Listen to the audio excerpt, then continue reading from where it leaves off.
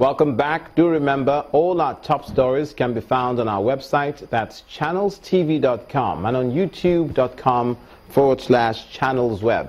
Please log on to m.channelstv.com to see us live on your mobile device.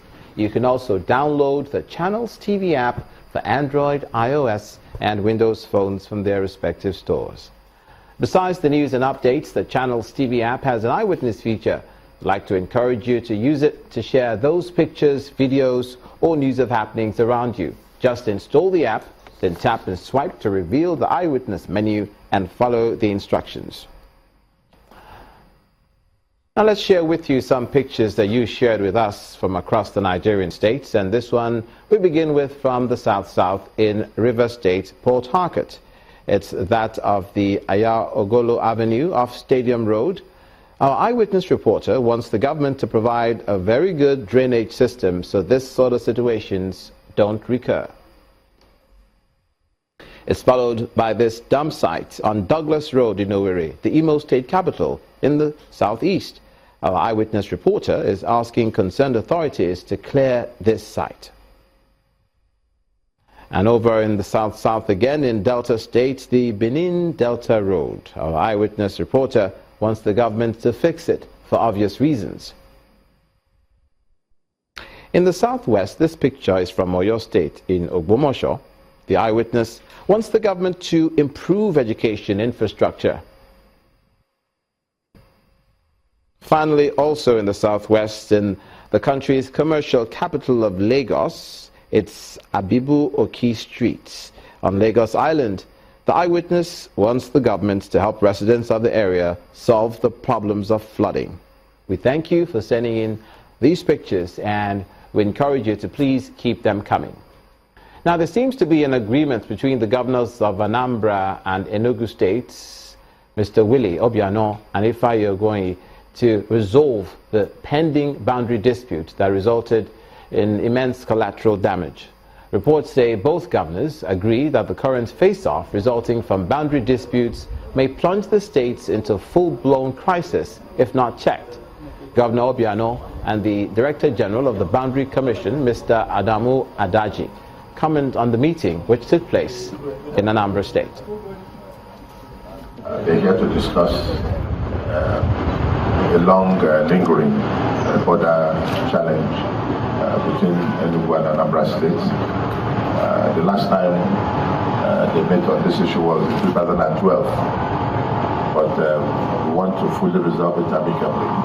Today's meeting on Anambra-Enugu interstate boundary to enable us make progress from where we stopped as far back as 2012.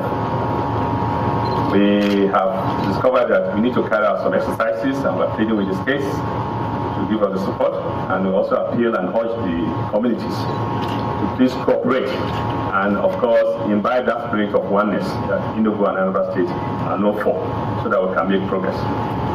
And with assurances of the excellencies, we're sure that we'll be able to make more progress than we've made in the past years. To the southwest and party politics and upcoming governorship elections in Ondo State, the APC governorship candidate, Mr. Rotimi Akeredolu, is making bold his promises for the people if elected as the next governor.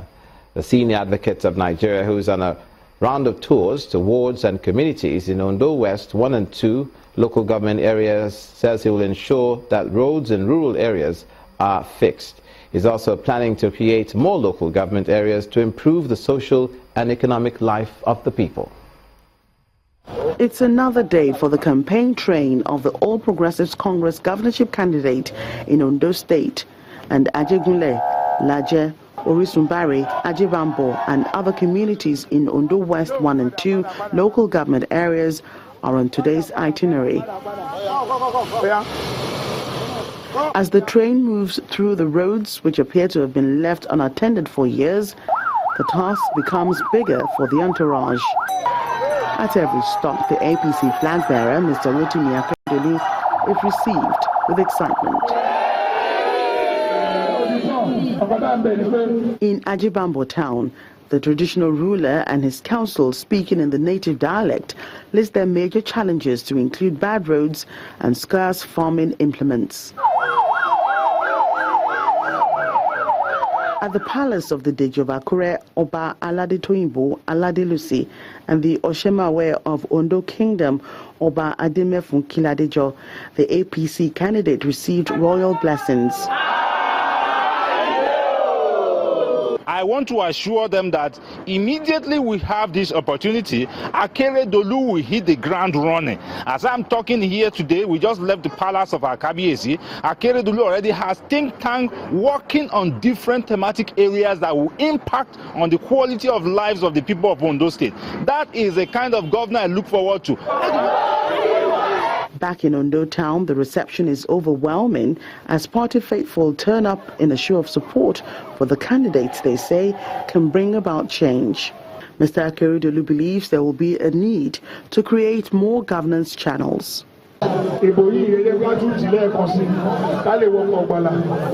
Let's do it again so we can take over government and then deliver the good things of life to our people.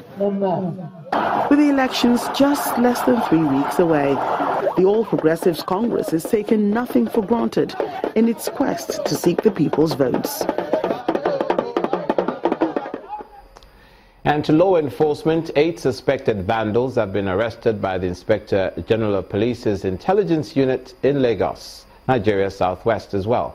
The suspects were arrested with 2 vessels and 21 trucks laden in a jetty off Mile 2 Badagry Expressway. They claim they were only instructed to load vandalized products from tugboats at the Rivers Creek and discharge it in Lagos. Heavily armed men of the Special Task Force on Petroleum, Illegal Bunkering and other related offences on guard with suspects at the Satome jetty. 2 of these vessels, MT Ellen and MT David Opude, have been impounded for loading suspected vandalized petroleum products. One of it is alleged to have offloaded its contents into these tankers, while MT Ellen is detained at Anchorage with over 600 metric tons of products and its crew members arrested. The first time I loaded from MT Onu, I discharged here, in jetty here. This time around, I just came. I loaded at One. Port Harcourt. And we came down here with the products. We loaded from the tug at Wogono village and on airport. It's this instruction we followed, and I feel bad. I didn't even expect such a thing. Members of the Independent Petroleum Marketers and the Tankers Unit of Nupeng explained that it's the duty of all to fight against the economic saboteur. We feel very, very happy and glad because the Inspector General of Police and his team have come to our rescue. It's now that our people can raise their head tall by saying that the real vandals have been caught and they will continue to catch them. Because the perception the public have with us now, this one will now, speak for us, that we are not the ones doing it. Most of these trucks and the members, we find that, we met here, are not our members at all. They are not our members at all because the Nupeng PT did not encourage any driver to load outside and tank farms or depots in Nigeria. There are designated depot that tanker drivers should go and load. This is illegal. I will even call it a depot. Whatever it is, they are not tanker driver. Each of the vessels has a capacity of about 1,000 tons. One could only hope that security agencies will take the patrol of our waterways more seriously to tackle issues of vandalism and oil thefts. The suspects are to be charged at the Federal High Court in Lagos on Monday, November 14, 2016. Youth protest against a privately owned company in Rivers State will tell you why when News Across Nigeria returns.